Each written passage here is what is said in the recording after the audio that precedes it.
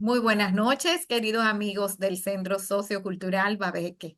Una vez más, estamos en nuestro espacio del Cineforum Babeque, hoy con una película japonesa de animación, una película del estudio Ghibli, que es reconocido por la calidad de sus imágenes y por los mensajes que transmite. Esta vez esta película está catalogada entre una de las 5 mejores películas antibelicistas hasta la fecha.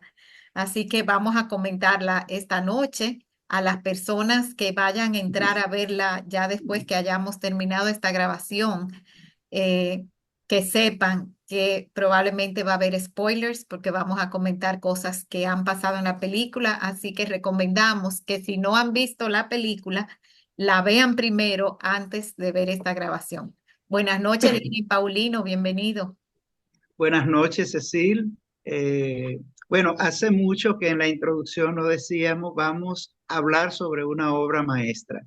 Realmente es una película sumamente contundente y como tú decías, una de las películas emblemáticas de este estudio que a quien pienso el mundo le debe la puesta en valor de las animaciones, independientemente de que en el Oscar hay una categoría que incluso una de sus películas han estado nominadas.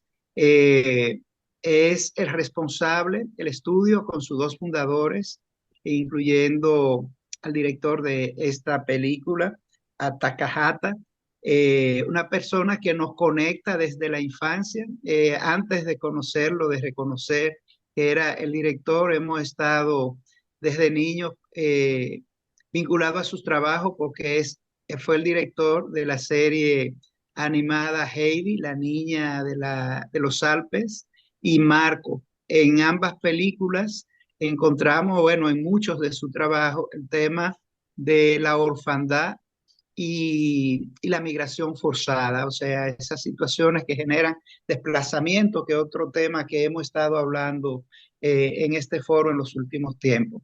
O sea que tenemos aquí un banquete con que pasarnos un largo rato conversando, analizando y sobre todo de temas muy contemporáneos que lamentablemente siguen teniendo presencia en el mundo. Así que bienvenido, bienvenida y vamos a ver algunas imágenes que Cecil siempre nos tiene para recordar algunas escenas y comenzar a dialogar en este foro. El día 21 de septiembre de 1945, yo morí.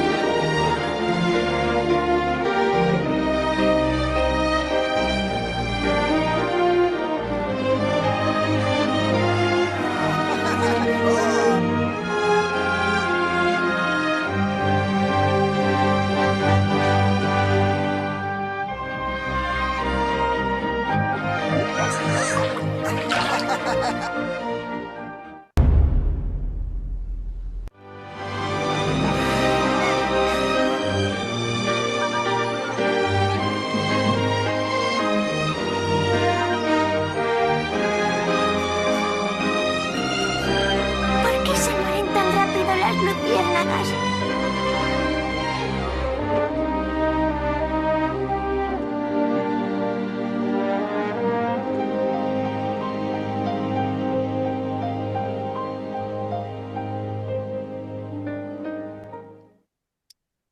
Película nos la recomiendan y la asumimos para conectar con el Día de los Muertos que recién se conmemoró.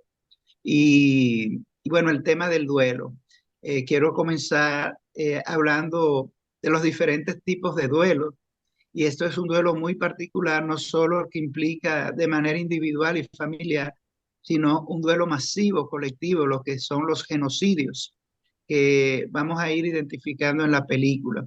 En un noticiero ayer yo escuchaba a propósito de los duelos colectivos, los duelos nacionales, el caso de Valencia en España, que una señora decía, pero es que esto ha impactado a toda la comunidad, todos conocemos y conocíamos a alguien que murió.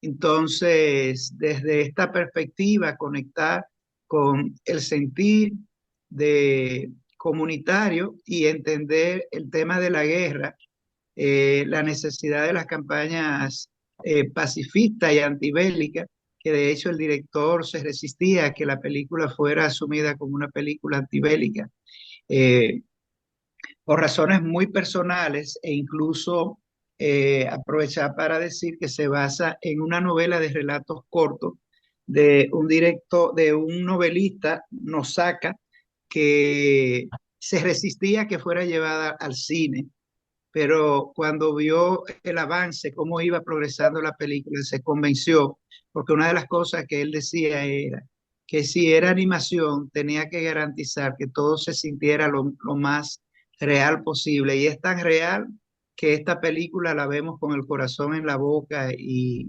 los sentimientos desgarrados. Así que Bueno, vamos a ver. dicen Cecil. que la mayoría de la gente que, Dios mío, eso fue mi gato, que la mayoría de la gente que la ve llora cuando la ve. Sí, Yo soy una que lloré muchísimo. sí. ¿Cómo no, verdad? Es muy triste. Ay, Dios, muy triste. Muy triste. Yo decía, Pero bueno, aquí yo se la recomiendo, pensaba yo, que no, o sea, porque tuve como que es triste, la verdad. O sea, que hay que advertirlo, mira, esto es de guerra, esto es lo otro, pero es triste, muy triste. Uno le da mucha dicen pena. que el autor de la novela es una novela de solo 53 páginas, es una novela corta. Eh, está inspirado en su historia real. Él vivió los bombardeos, perdió a su madre y tuvo que hacerse cargo de su hermanito, creo que era, en este caso, creo que era un hermanito, no estoy seguro. Y el hermanito, al igual que aquí en la película, el hermanito no sobrevive. Y entonces, por eso para este autor era tan importante y tan difícil entregar esa obra, un guión de ella. Pero yo creo que lo que Era hicieron, amoroso, como ellos se querían, los dos, como él trataba de entretenerla, de hacerle cuento, como si no estuviera pasando lo que estaba pasando, para que bueno, yo creo que uno de los temas más importantes es el amor fraternal. Fíjense, él con y, ella. y el sentirse obligado a madurar a destiempo, porque este niño es un niño de 14 años de momento, tiene responsabilidades de adulto, tiene las responsabilidades de cuidar de una niña, y de no solo de cuidarla, sino de proveerle, de buscarle el alimento, de cocinarle, de todo. O sea, él no podía trabajar aunque quisiera porque quien la atendía a la niña, no, no la Sí. podía dejar. Exacto. Y también él había tenido que dejar la escuela. O sea, es obviamente eran una familia de escasos recursos para comenzar y todavía más escasos entonces debido a los efectos de la guerra.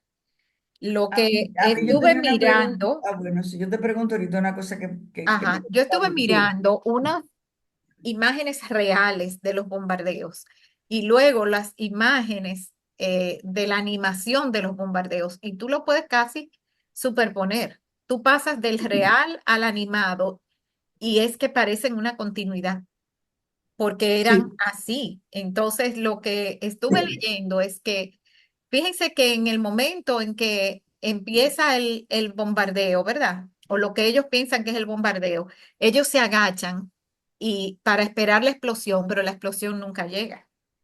Y entonces, ¿qué fue lo que pasó? Que los americanos, los estadounidenses aquí, o los yanquis, como le dicen en otros lados, eh, usaron otra estrategia que no era no solo bombardear, sino también tirar objetos, ¿cómo se dice cuando se prenden incendiario, incendiarios? incendiario. Incendiarios, dado que las casas japonesas están hechas básicamente en base a madera y papel. Ujú. Entonces, eso les resultó extremadamente efectivo, menos costoso hacer eso así porque destruían igual las matanzas dicen que la matanza en Kobe de estos bombardeos fue mayor que la matanza de Hiroshima. Pero, No. Cecil, Ajá. es importante contextualizar que esto está pasando en los últimos meses de la guerra. Sí, Y 45. hablamos de los últimos meses de la guerra porque ya Japón venía con un desgaste que no ni siquiera hubiese sido necesaria el lanzamiento de la bomba. O sea, esto ocurre días, o sea, la historia de la película son días antes de que lanzaran la bomba atómica en Hiroshima y en Nagasaki. Y viendo el mapa te das cuenta que la ciudad de Kobe está cerquita, o sea, está Hiroshima abajo, Nagasaki un poquito y ahí mismo, o sea que estas explosiones que veíamos era la zona como más bombardeada. Y lo que tú decías de el realismo y lo creíble de la película es la cantidad de detalles que tiene la película. Por ejemplo, los aviones que vemos, e incluso podemos contar las historias de las guerras, de la Primera Guerra Mundial, Segunda Guerra Mundial, a través de los aviones. Por ejemplo, ahí tú puedes distinguir cuándo es un Boeing B-29 y cuándo es el otro Boeing, el TRI. Pero si vemos la guerra del Golfo, ya ahí había otro avión más sofisticado que era el Rafale, por ejemplo, y los que se usaron en Afganistán. O sea, que la historia bélica se puede contar, desde luego, a través de un elemento tan importante como son los aviones. O sea que el escenario en el que se está desarrollando la historia era, no era cualquier parte de Japón, era un punto bien neurálgico y por sus posiciones estratégicas con cercanía sobre todo con Corea, que estaba, yo me atrevo a decir, quizás tan cerca como nosotros de Miami. Entonces, estamos viendo una historia muy interesante, no solo vamos a decir, el horror de la guerra, pero cómo el director hace plano de esos horrores y cómo pone a estos niños a sobrevivir en un campo de batalla que no es solo el de la guerra, porque miren cómo él crea un escenario de maldad y de falta de piedad con los adultos que están alrededor de los niños. Esa tía, Horrible. esa tía es el médico, o sea, cómo le comunica con esta frialdad a este niño que está viendo morir su hermana. Y el caso terrible del agricultor, el granjero, que porque él coge una rama de caña, le da esta paliza. Entonces, ¿qué estamos hablando? Estamos hablando de la naturaleza de la maldad humana y de los horrores y la territoriedad. Este es mi cultivo. Y el otro que le decía, no, ustedes no le toca ración porque ustedes váyanse donde su tía. O sea, estamos hablando de la naturaleza humana expresada en un estado macro, que es la guerra, y del poder, pero los pequeños poderes, aún de gente tan cercana como su familia, ¿cómo lo dejan fuera? dice que esta película muestra lo mejor y lo peor del ser humano. Y bueno, ¿qué sería lo mejor? Ese amor fraternal, esa responsabilidad de ese hermanito que no suelta a su hermanita, que la protege hasta el último minuto, ¿no? Que llega hasta el extremo de robar para tratar de alimentarla. ¿Qué es lo peor? Bueno, como tú dices, Lenín, la falta de compasión que ellos van encontrando por todas partes como tú dijiste, del granjero, de la tía, de, El médico, del médico, pero también tenemos que recordar cómo empieza la película. ¿Ustedes se acuerdan cómo empieza? Empieza con él tirado aparentemente como en una estación donde hay otros cuerpos de personas desnutridas, muriéndose de inanición, que están esperando la muerte ahí. Y cómo esos, no sé si son guardias, toman la cajita que él tiene, o sea, no lo miran a él, van a ver qué es lo que tiene a ver si tiene algo que a ellos les interese. Y cuando ven, la tiran, la cajita, lo que tiene son los huesitos de la niña, son las cenizas de la niña y se ve un pequeño huesito que cae. Entonces, Cae. estamos viendo lo mejor y lo peor del ser humano, incluyendo al mismo hermanito, que en un momento, justificado o no, roba, ¿no? Y que en un momento se alegra cuando vienen los bombardeos, porque son los momentos que él puede aprovechar para saquear las casas y conseguir algo de comida. Sí, esa escena que tú mencionas y que nos prepara, o sea, el director, que de hecho tiene una estructura, al principio lo sentí muy poco oriental y más occidental, y eso se explica con su formación de literatura francesa porque es muy Balzac. O sea, la película es circular completamente. No conozco la novela, pero es circular. La película comienza como termina. Y eso es muy de la posmodernidad occidental. Pero funciona porque nos prepara desde un principio. Pero esa frase que dice ese guardia, esa persona que está eh, merodeando y viendo a estos muchachos que están muriendo, dice algo que es el momento histórico que están viviendo. Le dice, hay que limpiar esto porque ya los norteamericanos llegan y no pueden ver esta Eh, suciedad, esto. Él está diciendo ya, porque él murió, él dice, morí el 21 de septiembre. Y eso también el director quiere situarnos en el hecho histórico. Eh, Japón se rinde en el 6 de agosto, como el 15 de agosto, y firman ya para ya firman para a principios de septiembre. Y ya cuando firman, que es oficial, que Japón se rinde, están llegando todos los aliados y Estados Unidos comienza una vida nueva en Japón. Y él muere el 21. O sea, ya se firmó el acuerdo, ya Estados Unidos viene con los aliados a tomar posesión, a instalar un nuevo sistema que no es la monarquía, porque esa guerra la sostuvo con terquedad un emperador. Y es antes de él morir, o sea, él estaba vivo ya, y a lo mejor todos estos muchachos muriendo eran emanaciones de las radiaciones, porque yo le mencionaba lo cerca que está Kobe de Hiroshima. Entonces, habían pasado apenas días cuando él muere de la bomba atómica, pero inmediatamente, con esas tres informaciones, el director nos coloca en un plano histórico. Y que eso que vimos con tanto sufrimiento, fueron unos meses lo que el niño vivió. Y tú decías, bueno, él se alegraba de los bombardeos, pero cuando yo pienso que él va a tener una gran alegría cuando le dicen que terminó la guerra, ahí comienza otro duelo para él. Dice, los barcos, y parece que su padre era una persona importante a nivel de esa parte de la guerra marina, o sea, de la seguridad marina. Dice, no, todos esos barcos se hundieron, toda esa gente murió. Él se entera de Y las ahí se cosas al desploma. mismo tiempo, del fin de la guerra y de la pérdida de su padre.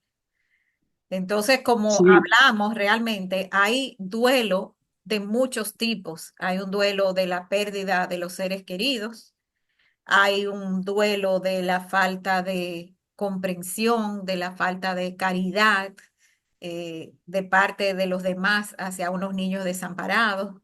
Y hay un duelo de la pérdida de la inocencia también, porque este niño ya no es niño, ya no puede actuar como niño. no, y el tipo de respuesta y cómo protegía a la niña, no solo física, desde el punto de vista de la responsabilidad de su sobrevivencia, sino la parte afectiva.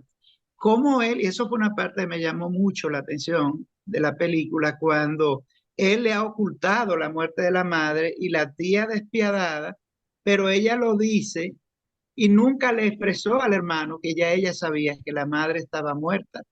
Sí. Pero el tema de la dignidad, de recuperar la dignidad, de mantener la dignidad afectiva de la madre, inventa otra historia y le dice, ¿tú recuerdas el cementerio? Ella está, como quien dice, ella murió, pero está dignamente enterrada Pero debajo no de es un verdad, árbol su madre estaba en una fosa común, en una donde fosa. tiraron una pila de cadáveres y los incineraron. Sí. No, y otra parte contrastante que duele mucho, porque son muchos contrastes, es cuando él va a verla al hospital y él le dice como con esa inocencia, mi mamá sufre del corazón, como él piensa que ese detalle es importante en la condición que está la madre y las atenciones generales que tenía y después hablan de una manera muy cruda de cómo se está pudriendo.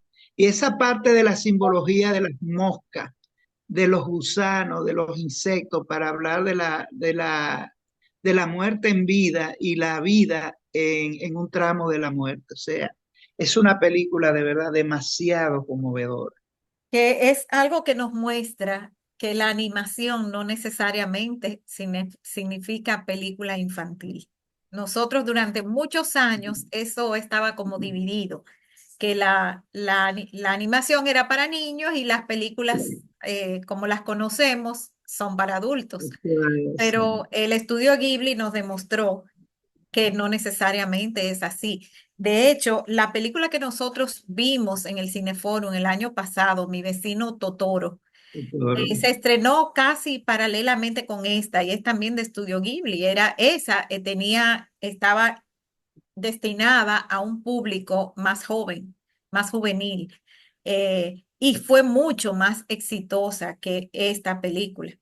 Esta película empezó a revalorizarse después, mucho tiempo después, y tanto así que los premios que ha recibido son premios que los ha recibido, incluso uno en 1994, un premio humanitario, porque fue una película que se revalorizó mucho tiempo después y a nivel de que ha recibido ese reconocimiento de ser una película antibélica que la pone, antibelicista, perdón, que la ponen al mismo nivel de la lista de Schindler y del pianista. Sí, y algo muy interesante de esta película es que generalmente esas historias bélicas se quedan en un plano de los antagónicos, quien ataca y quien resiste, quien ataca y quien resiste. Y esta película entra a los detalles de los que están por debajo de esa superestructura de poder política que provocan y generan la guerra y nos muestra lo que está debajo y cómo vive la gente común.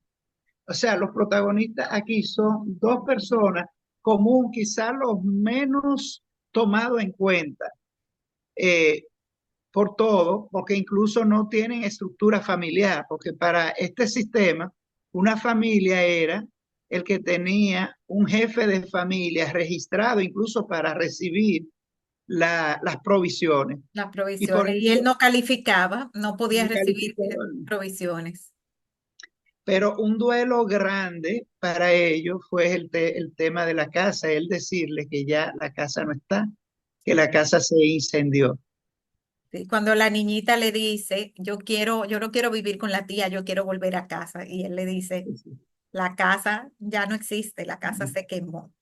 Señores, eso tiene que ser muy, muy triste, ese niño cargando con todo eso, con todo ese peso emocional. Eh, Vamos Cuando a tú ver hablaste alguien de más. los detalles, sí, yo creo que Diamela quería A preguntar o ver, aportar la algo. demás Adelante, personas que Diamela. son.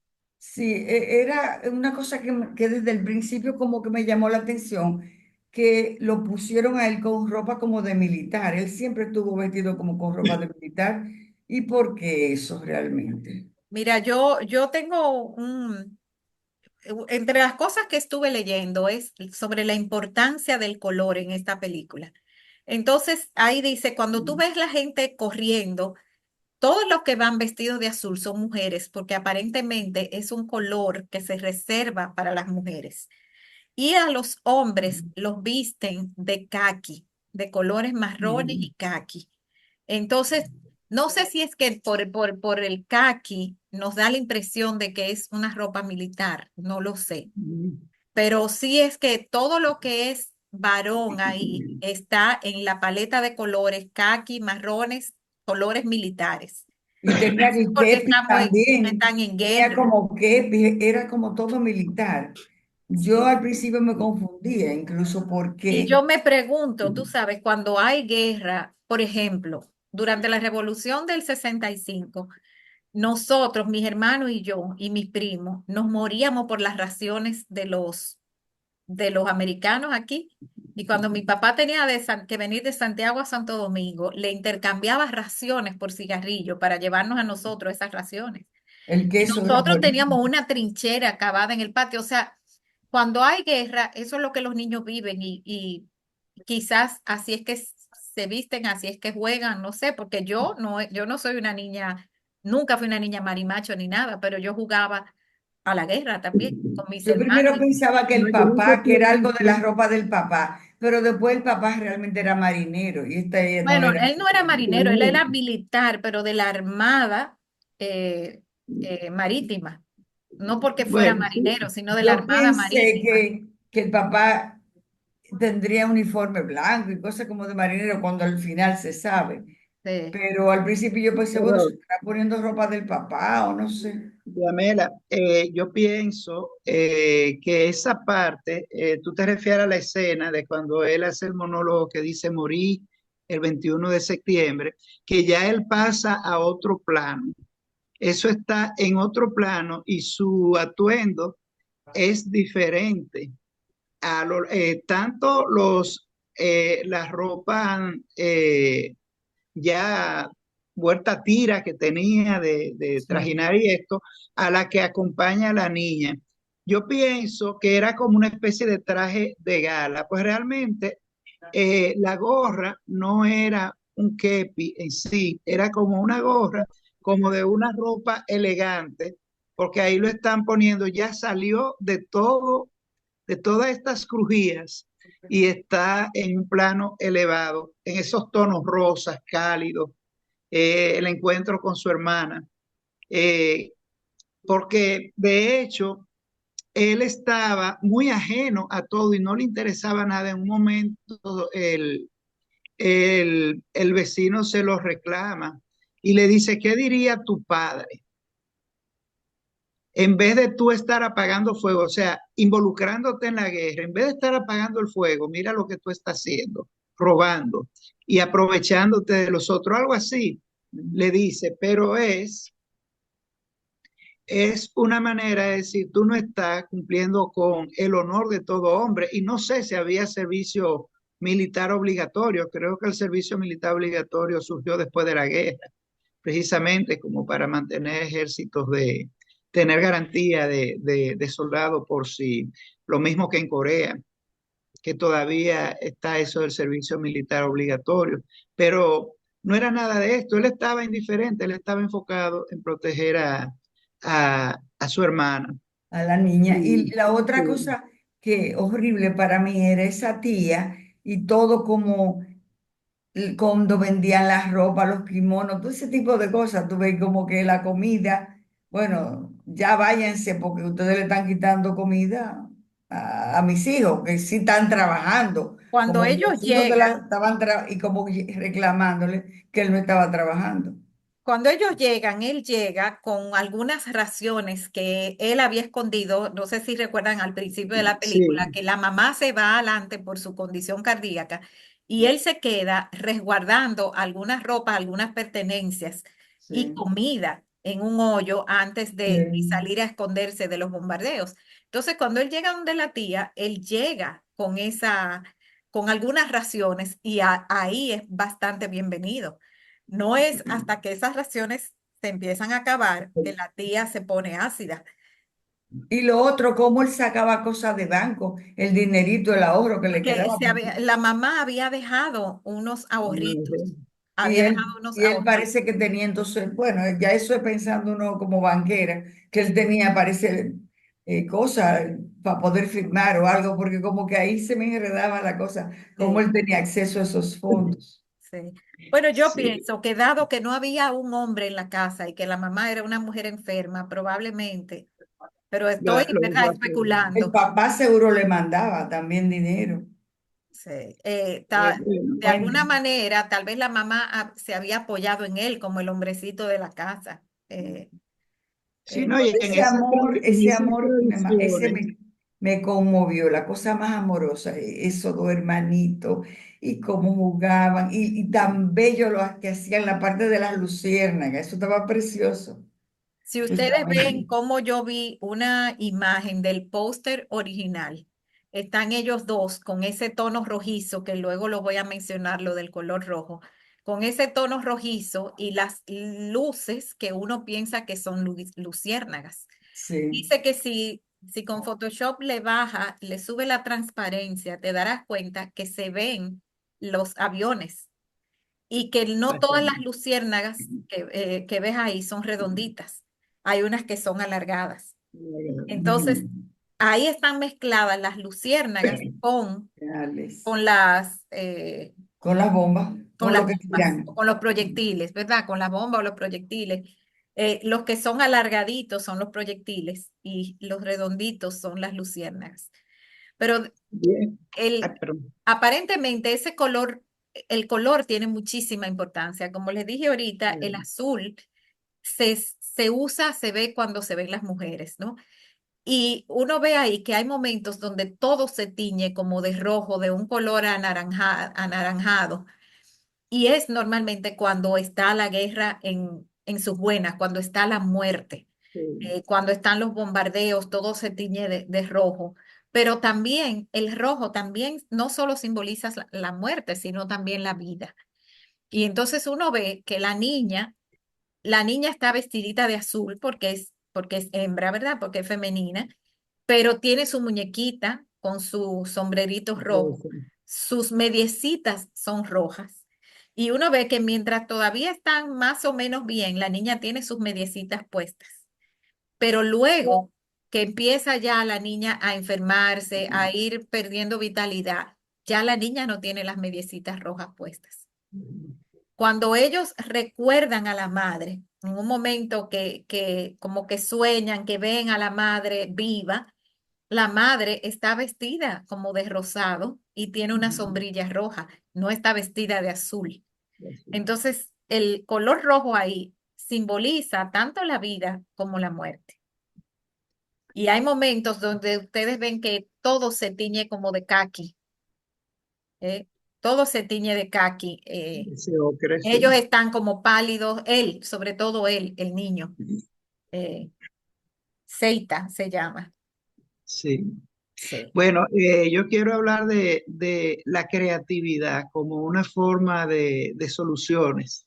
Lo ingenioso de este muchacho, cuando los caramelos se están terminando, que quedan solo dos o tres, él le echa agua y lo diluye, pero él no lo plantea como una tragedia, como eh, como una deficiencia, sino como una oportunidad. Le dice, ahora tiene todos los sabores, ahora tiene uva, ahora tiene esto. Pero era una manera de extender eso, maximizar los pocos caramelos que tenían. Y cómo esa latica se convierte en una protagonista que es lo que va, ese objeto mágico que va guiando la película y que comienza con los caramelos de fruta y termina como el recipiente que contiene la ceniza de la niña. Pero el tema cultural, quiero referirme al tema cultural, cómo él sobrellevó ese momento tan duro de él mismo incinerarlo y cómo le entregan la caja para que él mismo lo haga y prepara esa piara ahí Papira, de esa pira. Ujú. pira, sí, la pira, esa pira de madera para incinerarla y presenciarlo. Me imagino que culturalmente están preparados para eso como una parte del acompañamiento y de despedir, y simbólicamente el humo cómo atravesó todo el plano y el director le dio una importancia como de que la niña se estaba elevando en ese momento. Sí. Cuando tú mencionaste los detalles ahorita, perdón, vimos la cajita de caramelos está llena de detalles porque esa cajita de caramelos es de una marca real. Es una marca que tiene más de 100 años en Japón. O sea, en la actualidad tiene más de 100 años. Es una marca real. Y obviamente, para esa niña, esos caramelos eran lo máximo que ella podía tener. Eso me recuerda que antes aquí todos esos dulces extranjeros no venían así todo el tiempo, venían como para Navidad. Y cuando uno iba al cine, se podía comprar unos dulcitos especiales que no eran los dulcitos que aparecían en las pulperías y en los colmaditos, ¿verdad? Y para nosotros eso era como muy importante, esos dulcitos. Pues parece ser que para la niña esas menticas de fruta eran muy, muy importantes. Y esa cajita pues simboliza algo que es tradicional en Japón, pero a la vez viene a convertirse, como quien dice así, en su urna, porque fue ahí donde él guardó las cenicitas de su hermanita en esa cajita. Y esa era la que llevaba en su pecho, que la llevaba aquí adentro. Otro de los Ahora, yo detalles todo es, el tiempo, perdón, no, ay, perdón, perdón, pensé que todavía no había terminado. no, dime tú, dime. Bueno, que, que yo estuve expectante todo el tiempo y preguntándome cómo este hombre nos va a suavizar en algún momento la historia. Incluso aunque sabíamos del principio que la niña moría, yo esperaba como él va a tener alguna solución para que al final esto no sea de la manera que lo estamos entendiendo, pero no nos deja esa frustración y nos muestra algo que no vimos a lo largo de la película cuando en un momento él hace un flashback y muestra cosas que no vimos del mundo fantástico que ellos crearon en esa cueva ahí. Y vemos a la niña jugando, la tumba, el nombre de la película, la tumba de las luciérnagas, ella poniéndole esas flores amarillas que en la cultura japonesa tienen un significado tan especial, jugando, corriendo, esa escena en ese lago o ese río, no lo tengo claro, sumamente que parecía una composición de una pintura que de repente comenzó a moverse. O sea, vimos la niña viviendo una infancia en medio de esto, pero construida con el afecto y vuelvo a la territoriedad que ellos construyeron ahí, independientemente de todo lo que vivieron, todo lo que pasaron. Ella tuvo esos momentos de niña, de jugar, y ya hemos visto varias películas donde en medio el juego es sumamente importante, es natural y es, como podemos decir, una necesidad humana que sale a flote en cualquiera de las circunstancias. En esos momentos que parece el hermano se iba, ella jugaba. Y otra escena, Le había puesto un columpio. le puso un columpio, que cuando llegan estos niños, que quise conectar, esta imagen me recordó mucho el famoso corto que es posguerra, pero en Francia, de El Balón Rojo, que es un corto que ganó Oscar y muy utilizado en el ámbito educativo. Esta pandillita de niños que llegan a depredar. Y también me se recordó El Señor de la Mosca, o sea, el tema de la bellaquería, por no decirle maldad, la bellaquería infantil y ese andar apandillado. Yo sentí miedo cuando ellos llegaron, sentí miedo de que la niña estuviera ahí y que la agredieran. Eh, pero ellos también tenían sus miedos y cualquier cosa lo espantaba y así mismo se fueron. Sí. Ese título de la tumba de las luciérnagas es, es literal en el sentido de que la niña cavó una tumba para las luciérnagas, pero también es simbólico de que esa cueva donde ellos estaban viviendo, o ese refugio, creo que era un refugio antibombas, ¿no? Donde ellos se habían establecido como su hogar. era la tumba de las luciérnagas también, porque esa fue la tumba de la niña. Ahí murió la niña, rodeada de luciérnagas. Y la misma ciudad de Kobe, cuando le caían todos los bombardeos, todas Dios mío, ¿cómo se Bombas llama? incendiarias. Las bombas incendiarias, parecía también que estaba populada de luciérnagas. Se veía así lleno de pinticas luminosas. Entonces es literal, pero también es un título simbólico y puede ser simbólico de ambas cosas, Sí, tanto de la ciudad de Kobe como de el refugio donde ellos se habían establecido. Eh, hay otro no, y cada, detalle. cada Ujú. palabra, Sí, adelante. perdón, que te iba a decir, para aprovechar ese marco que tú presentaste del refugio, que cada palabra, cada diálogo, que no son exageradamente abundantes, o sea, son puntuales, también arrastran simbología cuando ella entierra las libélulas, que dice, ¿por qué es tan breve la vida de las libélulas? Y ahí nosotros pensamos, ¿por qué tan breve la vida de esta niña? Sí, Y se da como ese solapamiento lo transfiere a la vida de ella. Uno dice, ¿por qué? Y cómo se va apagando, cómo se va muriendo. Esa niña con ese gesto eh, de, de tú me cuidas, ahora me toca a mí, ahí ya en el hilo de la muerte, con la tierra, la comida que preparó con la tierra, lo que nos dejó también la preocupación si ella comió tierra, sí, bueno, de que porque ella estaba estaba en un plano de alucinando, sí mágico, de que sí, él por lo tanto, ella estaba alucinando, o sea, ya al borde de la muerte estaba alucinando. Y no solamente le ofrece arroz cuando tiene unos bollitos de tierra, ¿verdad? No me acuerdo cuál otra alucinación fue que tuvo, pero hubo otro tipo de sí, alucinación, sí. Pero aquí dice algo que leí era que también este, esta forma de él cargar a su hermanita en la espalda con unas tiras, amarrada con unas tiras, ujú, no solamente es típico japonés, pero también es una especie de detalle que recuerda un, un caso, que es una foto que se hizo famosa, ahora hubiéramos dicho viral, ¿verdad?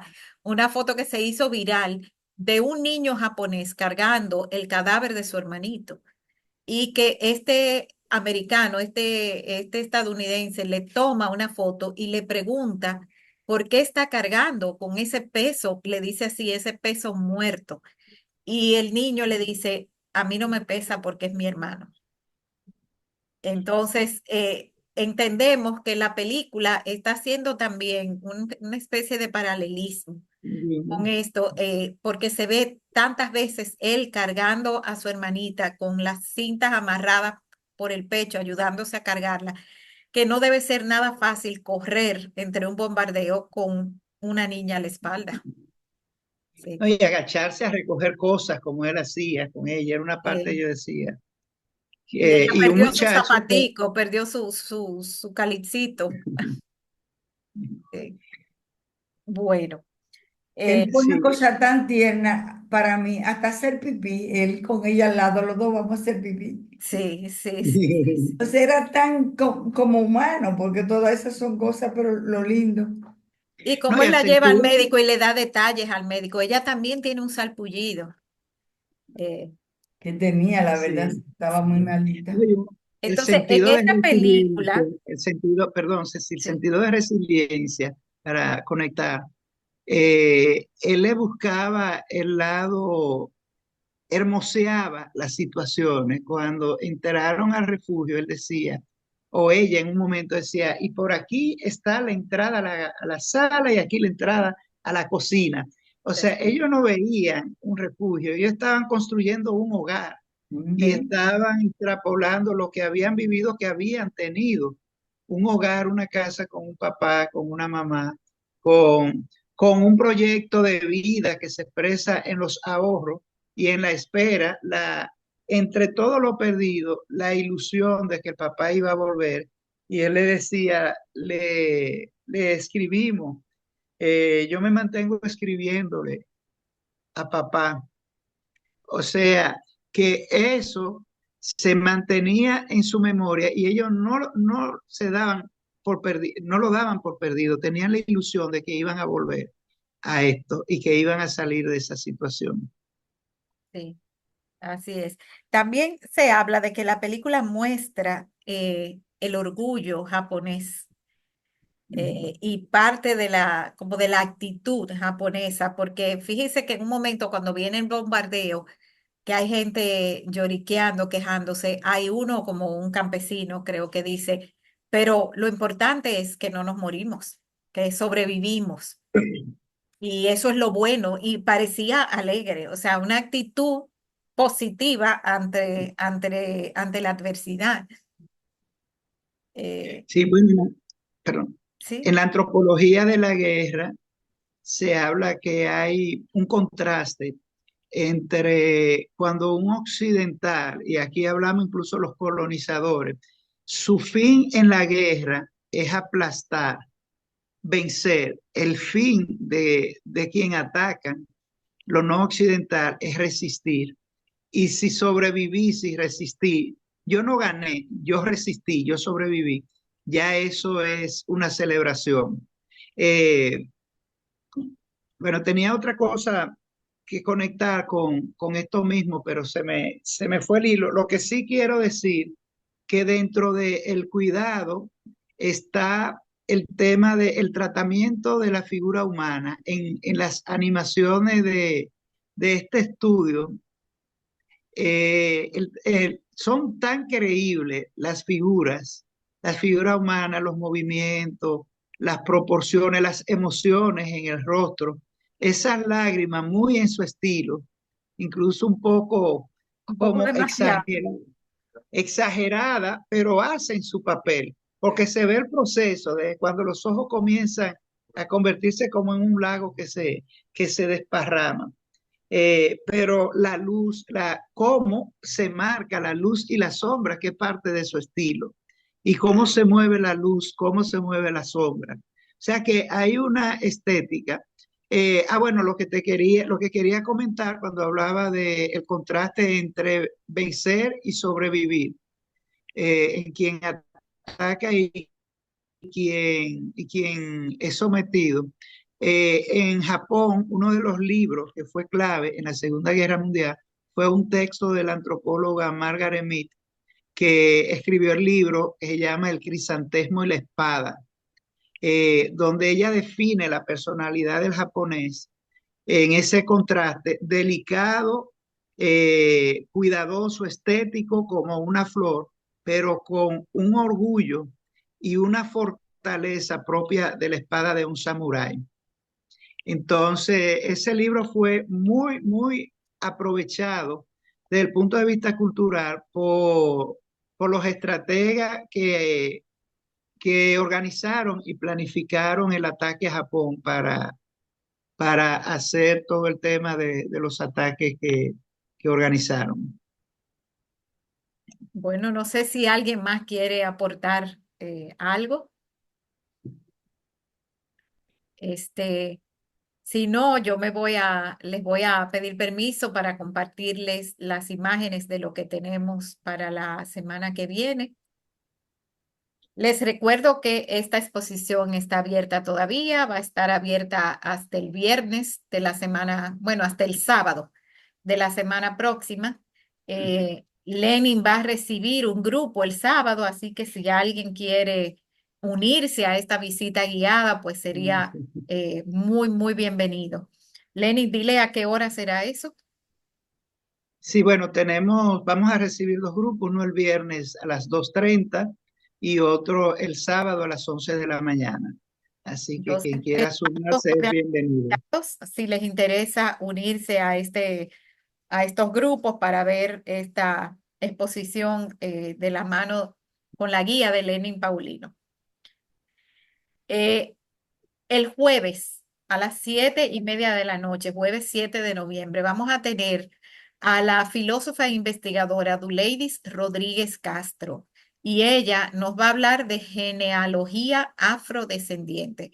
Esto es el producto de una investigación que ella hiciera, que va a compartir con nosotros. Y creo que puede ser sumamente interesante para nosotros ver los aportes que tenemos en nuestra, bueno, vamos a decir en nuestro país, los aportes que tenemos de las personas que son afrodescendientes. Esto por Zoom, libre de costo. Y quería recordarles que la semana que viene, día 12 de noviembre, el Cineforum va a ser presencial. Va a ser en nuestro Teatro Laura Bertrán a las 7:30 y vamos a estar viendo y comentando la película dominicana La Familia Reina. Esta película estamos eligiendo porque noviembre es el mes de la familia y es oportuno ver esta película que trae un poco como de recuerdo la historia bíblica del hijo pródigo, perdón. Vamos a contar con la participación de Cuquín Victoria, quien es uno de los actores, y del director de la película que se llama Tito Rodríguez. Ellos van a estar presentes. Todavía tenemos un par de personas más que pudieran estar, pero como no tenemos la confirmación, no vamos a anunciarlo todavía. Entonces, eso de parte nuestra, eh, agradeciéndoles a ustedes su presencia aquí esta noche, su participación. Gracias, Lenny Paulino, por elegir esta película y por haber hecho caso a las sugerencias que nos hicieran, que esto fue sugerencia de público, esta película. Así que con muchísimo gusto los esperamos el próximo martes allá en el Teatro Laura Bertrán de la secundaria Babeque para ver La Familia Reina. Que tengan feliz resto de la noche. Muchas Buenas gracias. noches.